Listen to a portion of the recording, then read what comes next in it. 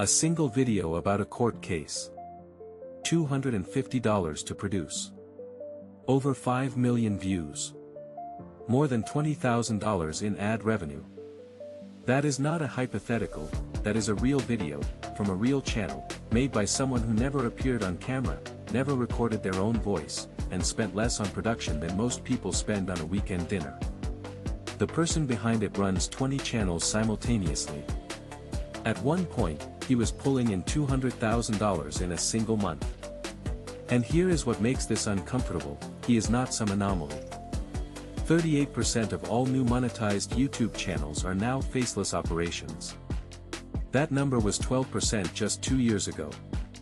Something fundamental has shifted in how money gets made on this platform, and most people are still playing by the old rules. Welcome back to Zero Index. The name you need to know is Noah Morris. He operates under NextLev, and his portfolio has crossed 2.5 million subscribers spread across roughly 20 channels. None of them show his face. None of them use his voice. And yet, recent numbers put him at over $30,000 monthly from this operation alone. But I want to be precise about this because most people miss the actual mechanism here. This is not about YouTube automation as some passive income fantasy. This is about a very specific shift in production economics that made a previously impossible model suddenly viable. $3. That is what a full video can cost to produce now. AI voice synthesis, automated editing pipelines, stock footage libraries, multilingual dubbing, the entire production stack has collapsed in price. 2 years ago, producing a decent 10-minute video required either your own time, which has real cost, or paying freelancers between $50 and $200 per video. The math did not work for most niches. Now it does. Here is where it gets interesting. Morris does not run one big channel. He runs many smaller ones. And there is a third reason why this strategy works that took me a while to track down. I will come back to it because it changes how you should think about this entire model. The obvious reasons first. Multiple channels mean multiple revenue streams. If one channel gets hit by an algorithm shift, the others keep earning. It is portfolio theory applied to content. Diversification. Risk management. But that alone does not explain the explosive growth we are seeing. I need to stop here because most people get the income expectations completely wrong. The success stories dominate the conversation, but the baseline reality is harsh. 97% of faceless YouTube channels never break even. Let that sit for a moment. 97%. 3% reach monetization. That is not 3% become wealthy, that is 3% cross the threshold where YouTube even starts paying them. And getting to that threshold is expensive. The standard advice is to post 3 times per week. Even at the new lower production costs, that runs $1,200 to $1,500 monthly before you earn a single dollar back. One creator I found documentation on invested over $26,000 across 150 days before generating any revenue. A 50 video library, $5,000 minimum before the first payment. So why are people still flooding into this? Because the upside math, for the 3% who make it, is genuinely compelling. A newly monetized channel typically earns $100 to $500 monthly. Nothing life-changing. But an established niche channel, $2,000 to $15,000 monthly. And the top performers in finance, business, or documentary content. $25,000 plus when you combine ads, affiliates, and sponsorships. The variable that determines which category you land in is not effort or even quality. It is niche selection. And this is where it gets strange. RPM. Revenue per mil. The amount you earn per 1,000 views. This single metric creates massive income disparities between channels with identical view counts. Entertainment content, the stuff that is easiest to grow, earns $2 to $7 per 1,000 views. Make money inline content, which is what Morris specializes in, earns $10 to $25 per 1,000 views. The same 5 million views that might earn $14,000 in entertainment could earn over $100,000 in a high RPM niche. The reason is advertiser economics. SaaS companies, online education platforms, business services, they pay premium rates because their customers have high lifetime value.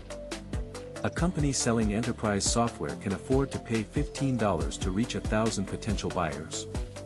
A mobile game can afford $2. The ad auction reflects these economics directly into creator revenue. Here is the part nobody is talking about. The high RPM niches are also the hardest to grow because the audience is smaller and more skeptical. This creates a natural filter. The channels that survive the 6 to 9 month investment period in these niches are the ones that actually deliver value. The garbage gets weeded out before monetization. And this brings me back to that third reason I mentioned earlier, the one that explains why the multi-channel portfolio approach actually works.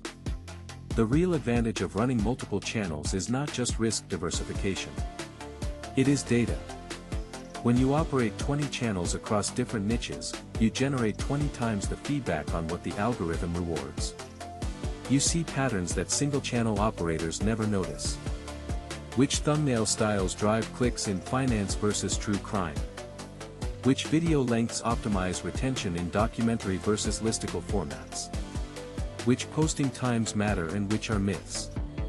Morris and operators like him are essentially running continuous A/B tests across their entire portfolio. The insights compound. A discovery on one channel gets applied to the others. The learning rate is dramatically faster than someone building a single channel could ever achieve. This is what separates the 3% from the 97%. Not luck. Not some secret the gurus are hiding. Information density and the capital to survive long enough to act on it. I will be honest, I did not see this coming when I started researching this topic.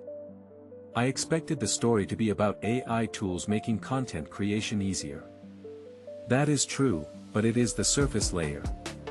The deeper shift is that faceless YouTube has become a legitimate information arbitrage game. The winners are the ones who can process feedback faster and have the runway to outlast the learning curve. So where does this leave someone watching this video right now? Let me be direct. If you are thinking about starting a faceless channel because you saw a success story about $200,000 in a month, you need to understand that was a self-reported peak from a portfolio that took years to build.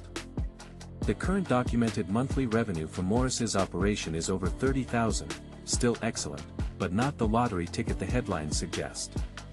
If you have $5,000 to $10,000 you can afford to lose, 6 to 9 months of patience, and a genuine interest in a high RPM niche, the math can work. But only if you treat it as a business with real costs, not as passive income that magically appears. If you are already creating content and have an audience, the more interesting question might be whether you are leaving money on the table by not expanding into adjacent channels. The multi-channel model is not just for faceless operations. The risk reduction and learning advantages apply to any creator willing to think in portfolio terms. Here is the question I keep coming back to, and I genuinely do not have a clean answer. If production costs keep falling and AI tools keep improving, does faceless content eventually become so cheap that it floods every niche and collapses RPMs across the board? Or does the 3% filter remain intact because the real bottleneck was never production, it was always niche selection, data interpretation, and survival capital? That is the bet you are making if you enter this space now. If this is the kind of analysis you want more of, subscribe.